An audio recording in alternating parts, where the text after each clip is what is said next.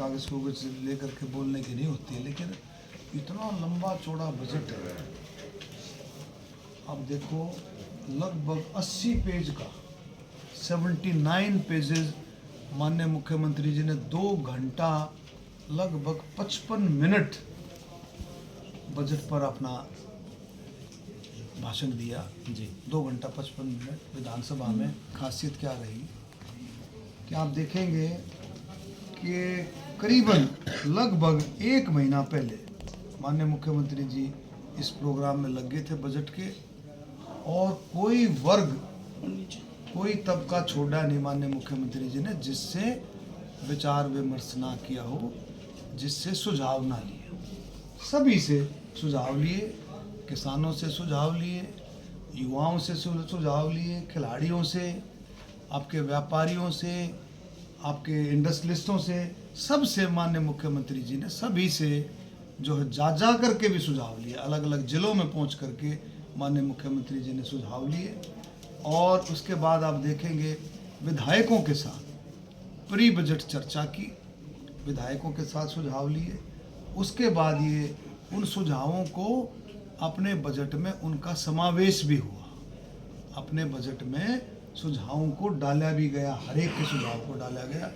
और जब जा कर के ये आप देखेंगे हर एक वर्ग के लिए, चाहे किसान हो, खेतीहर मजदूर हो, आपके SC BC OBC कोई भी वर्ग देखें, आप खिलाड़ी हों, खिलाड़ियों के लिए देखें अलग अलग तरीके से किस तरह से सुविधाएं दी गई उनको, नर्सरी की, महिलाएं हों, बुज़ुर्ग हों, व्यापारी हों, हर वर्ग के लिए, स्वतंत्रता सेनानी हो, शहीदों के परिवार हों, हर एक वर्ग के लिए माननीय मुख्यमंत्री जी ने पूरी जगह रखी है।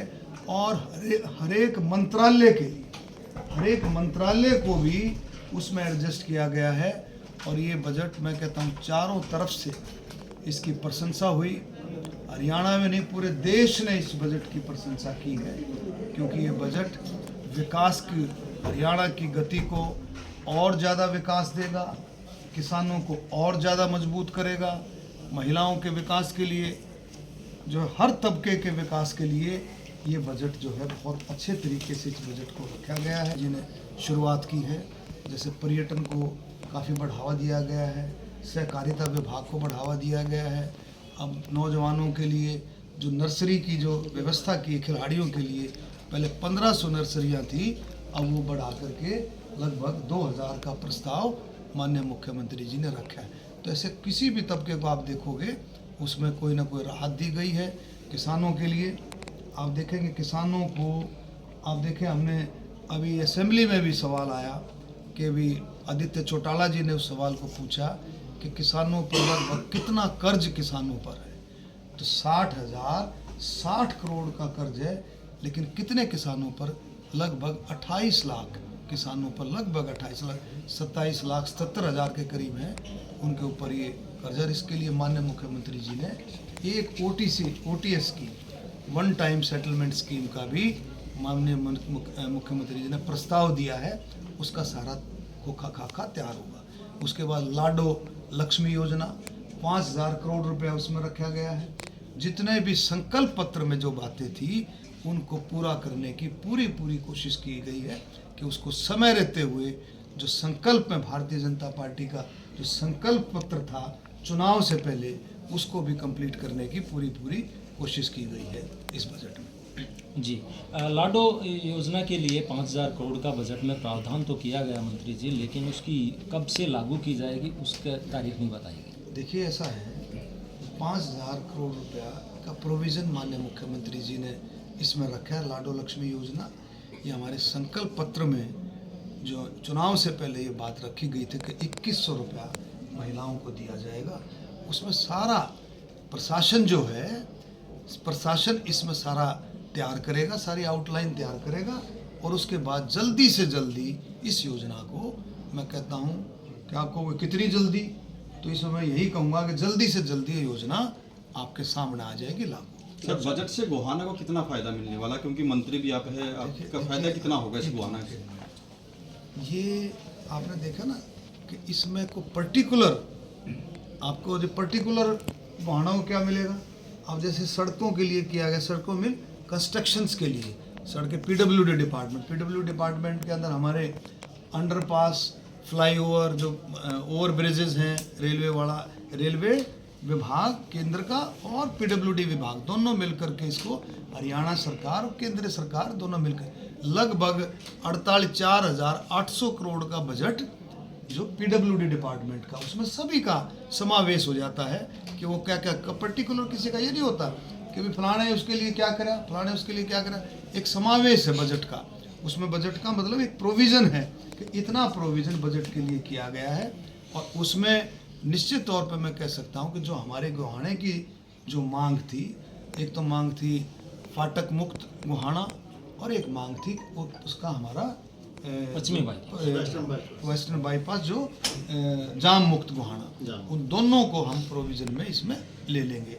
दूसरा गोहाने को जो मिला है सबसे बड़ी चीज़, एक तो गोहाने का ये जो 4 लेन है तो काम चला हुआ है, लेकिन जल्दी से जल्दी इस 4 लेन का काम भी गोहाना सोनीपतवाड़ा ये काम जल्दी से जल्दी कंप्लीट हो। बीच बीच में ये रुका, इसका माननीय मुख्यमंत्री जी ने बाकायदा इसकी घोषणा की है, इसकी घोषणा की है। मैंने मुख्यमंत्री जी से मिला था, मुझे काम में बड़ी डिले हो रहा है, इसका सिस्टम ऐसा बनाए जल्दी से जल्दी इस काम को पूरा हो, इसकी भी घोषणा की। और एक ESI डिस्पेंसरी या हॉस्पिटल के तो देखेंगे, उसके लिए भी एक प्रोविज़न किया गया है कि गोहाना में हम जगह देंगे, अगर वो डिस्पेंसरी खोलना चाहें या हॉस्पिटल खोलना चाहें कोई छोटा, तो उसका भी प्रोविज़न गोहाना में। तो गोहाना की जो भी समस्या है, गोहाना की जितनी भी समस्याएं सारा है। अब आप हमारे गांव में किसी गांव में एक सबसे बड़ा काम जो माननीय मुख्यमंत्री जी ने किया है, जिसमें आप जो सब उसको ऐड कर सकते हैं कि 6 महीने के अंदर सभी हरियाणा की सभी सड़कों की जो टूटी हुई है, जो रिपेयर मांग रही है, जो वाइडनिंग मांग रही हैं, 6 महीने के अंदर हरियाणा की सभी सड़कों को दुरुस्त किया जाएगा। ये टाइम लिमिट माननीय मुख्यमंत्री जी ने प्रस्ताव किया है विधानसभा में।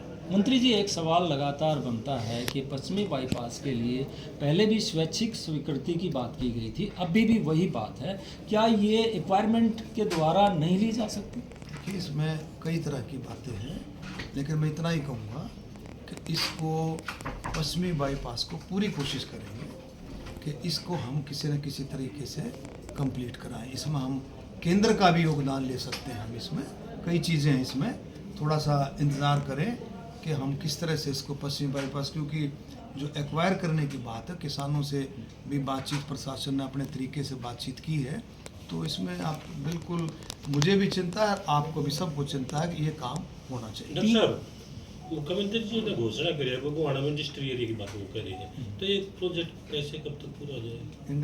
इंडस्ट्री एरिया की बात CM साहब ने करी। देखिए, ऐसा है, जो घोषणाएं होती हैं, कोई भी घोषणा, उसमें समय भी लग सकता है, जल्दी भी होती है, वो प्रस्तावित होती। तो माननीय मुख्यमंत्री जी ने जो बात कह दी, वो जल्दी से जल्दी जहाँ के लिए करी है, IMT जहाँ बननी है वो कंप्लीट हो। गोहाना में ठस्का रोड पर एक पुलिस लाइन और एक फ्लोर मिल बनने की बात थी, तो क्या उसके लिए भी बजट में कहीं आप लगाएंगे? में इसमें ऐसा प्रोविज़न नहीं आया है, लेकिन हम इसको बात को आगे रख सकते हैं। एक तरफ मंत्री जी 3,57,000 के रूप में आय बढ़ रही है, प्रति व्यक्ति आय, दूसरी तरफ BPL जो के दो खड़े हैं, क्या कहेंगे? ये मतलब हमारा प्रदेश तरक्की कर रहा है? BPL जो के जो खड़े वैसा नहीं है। आप देखें, पहले BPL की क्या लिमिट थी डॉक्टर साहब? पहले BPL की लिमिट थी 1,80,000 रुपये BPL बनता था। अब 3 लाख पर BPL बन रहे हैं। अब BPL 3 लाख पर बन रहे हैं, तो लोगों की आमदन बढ़ी है, उसके लिए डिफरेंट प्रोविज़न किए गए हैं, लोगों की आमदन बढ़ी है। और BPL का देखो, सरकार ने कहा कि जो इस कैटेगरी में आता है, गाइडलाइन के हिसाब से किसी भी जो भी उसका पात्र होगा, उसको BPL से वंचित नहीं रहने दिया जाए। लाडो योजना के लिए पहले क्लियर नहीं था कि BPL लोगों को, BPL महिलाओं को ही योजना का लाभ मिलेगा, लेकिन अब बताया जा रहा है कि BPL महिलाओं को ही इसका लाभ बताया जा रहा है। अभी इसका सारा खाका तैयार होकर के आएगा, इसकी सारी गाइडलाइंस बनेंगी कि लाडो लक्ष्मी योजना में कौन कौन पात्र होंगे। जब गाइडलाइंस बन जाएंगी तभी हम कुछ कह पाएंगे, लेकिन निश्चित तौर पर ये योजना हरियाणा की महिलाओं के लिए, बहनों के लिए आपके सामने आएगी। जी गन्ने की बिजाई लगातार कम हो रही है, हमारे यहाँ भी शुगर मिल है, अब की बार देखिए ऐसा है, ये